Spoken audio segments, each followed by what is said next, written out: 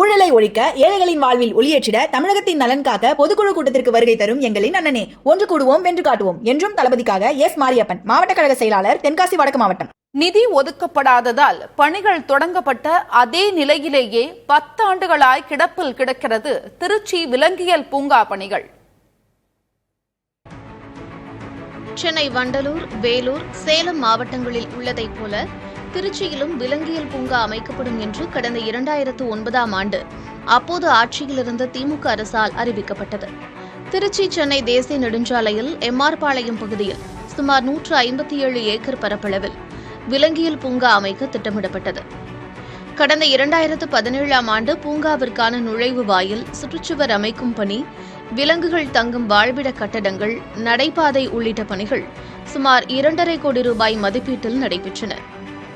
அடுத்த கட்ட பணிகளுக்காக நிதி எதுவும் ஒதுக்கப்படாததால் விலங்கியல் பூங்கா பயன்பாட்டிற்கு வருவது காலதாமதமாகி வருகிறது. கவர்மெண்ட்டுக்கு ப்ரப்போசல் அனுப்பிச்சிட்டு தான் இருக்கிறோம். ஸோ ஃபண்டு கிடைக்கப்பட்டவுடன் நம்ம ஜூ ப்ராசஸ் ஆரம்பிச்சிடலாம். பட் சிஎஸ்எட்டே சென்ட்ரல் ஜூலாஜிக்கல் அத்தாரிட்டியோடைய அப்ரூவல் இன் பிரின்சிபல் அப்ரூவல் நமக்கு இருக்குது. ஸோ அதை பேஸ் பண்ணி fund if it is given then we can proceed. தென் மாவட்டங்களைச் சேர்ந்த மக்கள், சென்னை வண்டலூர் பூங்காவிற்கு செல்ல இயலாத மக்கள் திருச்சி விலங்கியல் பூங்காவை பயன்படுத்திக் கொள்வர். சூழலியல் ஆர்வலர்களுக்கும் பெரும் பயனாக அமையும்.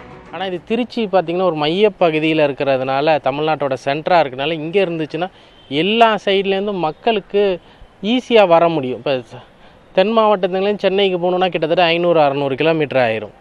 ஆனால் இப்போ திருச்சிங்கிறது பார்க்குறப்போ ஒரு 300 கிலோமீட்டரில் அவங்களுக்கு கிடச்சிரும். ஸோ இங்கே திருச்சியில் வர்றது ரொம்ப முக்கியமானது.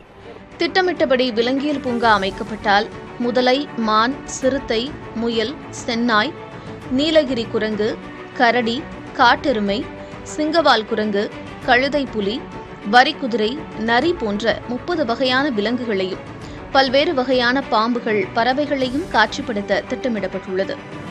மத்திய விலங்கியல் பூங்கா ஆணையத்தின் அனுமதி கிடைத்துள்ள நிலையில் எஞ்சியுள்ள பணிகள் நிறைவடைய தேவையான சுமார் 72 கோடி ரூபாய் நிதி தமிழக அரசால் ஒதுக்கீடு செய்யப்பட வேண்டும் என்று எதிர்பார்க்கின்றனர் பறவைகள் மற்றும் விலங்கின ஆர்வலர்கள்.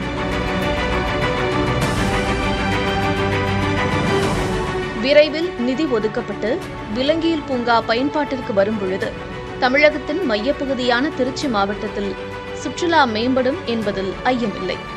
வரும் சட்டமன்ற கூட்டத்தொடரில் இது தொடர்பான அறிவிப்பு வெளியானால் திருச்சி மக்களுக்கு கூடுதல் மகிழ்ச்சியாக அமையும். புதிய தலைமுறைக்காக ஒளிப்பதிவாளர் சரவணகுமாருடன் செய்தியாளர் பிருந்தா ஸ்ரீஹரிஷ். ஊழலை ஒழிக்க ஏழைகளின் வாழ்வில் ஒளியேற்றிட தமிழகத்தின் நலன் காக்க பொதுக்குழு கூட்டத்திற்கு வருகை தரும் எங்களின் அண்ணனே, ஒன்று கூடுவோம் வென்று காட்டுவோம் என்றும் தளபதிக்காக எஸ் மாரியப்பன், மாவட்ட கழக செயலாளர், தென்காசி வடக்கு மாவட்டம்.